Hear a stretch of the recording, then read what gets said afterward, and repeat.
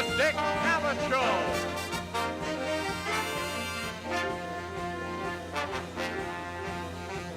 Tonight, Dick's guests are Marlon Brando, Lumi Indian Tribal Chairman Sam Kagi, Project Director for the Lumi Tribe, Dr. Wallace Heath, from the Northern Cheyenne Tribal Council, Dennis Limberhand, Chairman of the Pyramid Paiute Tribe, Mervyn Wright. Ladies and gentlemen, Dick Cavett.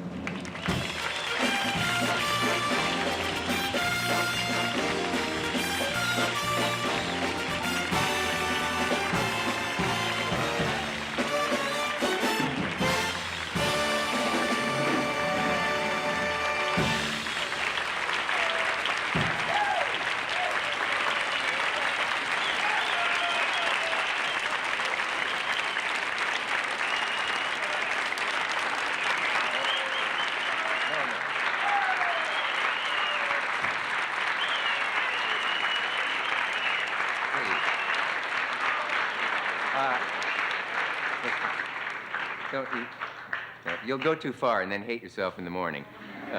Very nice to see you. Say, there was a slight typographical error about tonight's show. My guest is Marlon Perkins of Zoo Parade, but I know that no one will. No, I'm kidding, I hope. What was the other thing I just want to mention, because I don't want to waste any time right now. Just a brief quiz. See if anyone knows. In what context was the line said, "I could have been a contender"? Does anyone? What? On the waterfront? No, it was Senator Muskie commenting on the Watergate hearing. As you can see, I don't want to waste any time out here, even though I already had. My guest tonight, special guest, is Marlon Brando. And with him tonight are some other gentlemen who are from the Lummi Indian Tribal Council, Sam Kagi, Project Director for the Lummi Tribe, Dr. Wallace Heath, from the Northern Cheyenne Tribal Council, Dennis Limberhand, and Chairman of the Paiute, and that's the Pyramid Paiute Tribe, Mervyn Wright.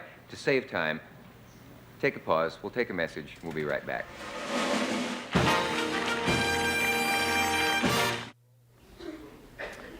My guest flew all the way from Tahiti to be here tonight, which sets some kind of record, I think. I'm very honored to have him here. You have caught glimpses of him in the past as Stanley Kowalski in Streetcar Named Desire, Zapata in Viva Zapata, Mark Antony and Julius Caesar, Terry Malloy in On the Waterfront, Vito Corleone in The Godfather, and Paul in Last Tango in Paris. He despises superlatives. He's often been called the best actor in America or in the world, but I want to downplay that tonight because I want him to be happy. Will you welcome, please, Mr. Marlon Brando.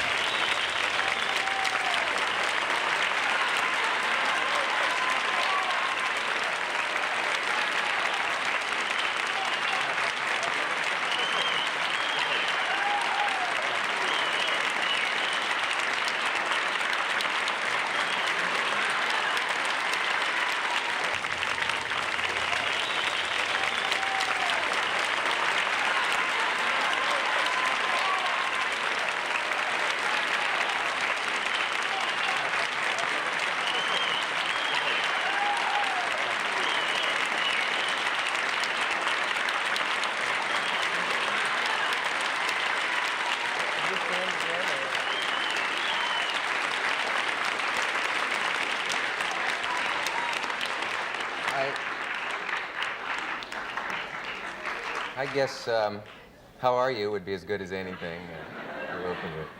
I'm kind of weary. Are you wiped out from the jet trip? Yeah, I am. Yeah.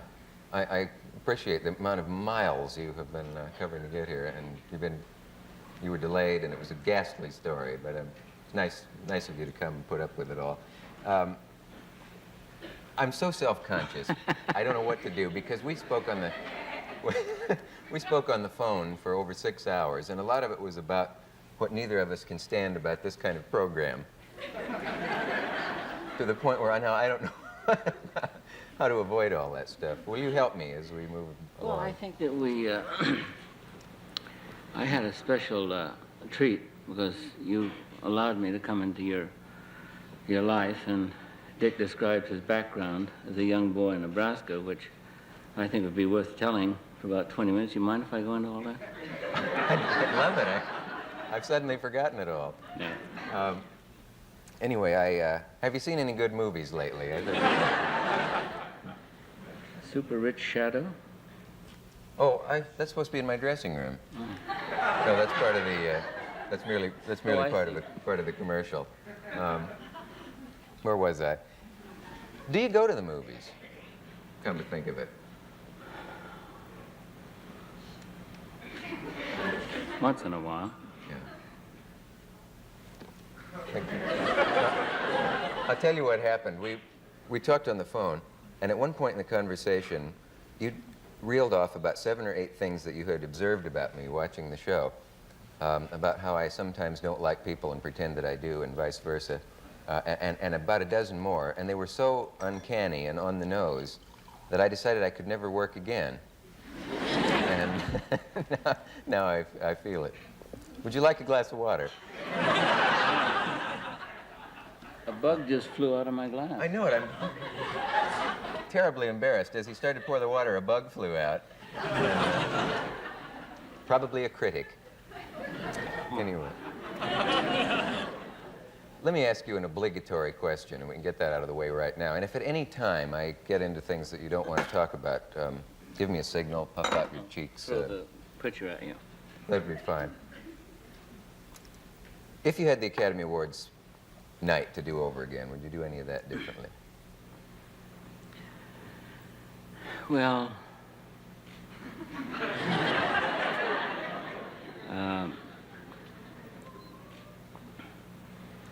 I don't think so, no. I felt that that there was an opportunity for, since the American Indian hasn't been able to hear his voice heard, or have his voice heard, anywhere in the history of the United States,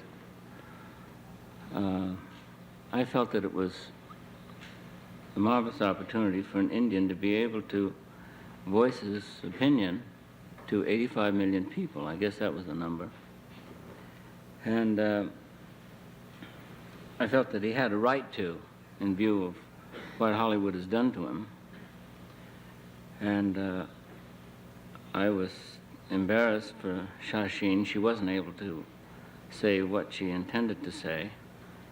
And I was distressed that people should have booed and whistled and stomped, even though perhaps it was directed at myself. They should have at least had the courtesy to listen to her. But I think she did very well, and I was very glad that she did have what opportunity she had to say what she did. And why didn't you get to read your entire statement as you planned it? Well, I think that they felt that it was inappropriate, and I actually don't know. I think they didn't want her there. They didn't want the evening interrupted with that particular note. And from their insular point of view, I felt that perhaps they had a point. But I don't think that people generally realize what the motion picture industry has done to the American Indian. As a matter of fact, all ethnic groups, all minorities, all non-whites. And people just simply don't realize. They just took it for granted that that's the way people are going to be presented, and these cliches were just going to be perpetuated. And so when someone makes a protest of some kind and says, no, please don't present the Chinese this way, or please, I mean, on this network every night, well, perhaps not every night, but you can see silly renditions of human behavior. The leering Filipino houseboy, the wily Japanese, or the kook or the gook, and the idiot black man, and the stupid Indian, and it just goes on and on and on. And people actually don't realize how deeply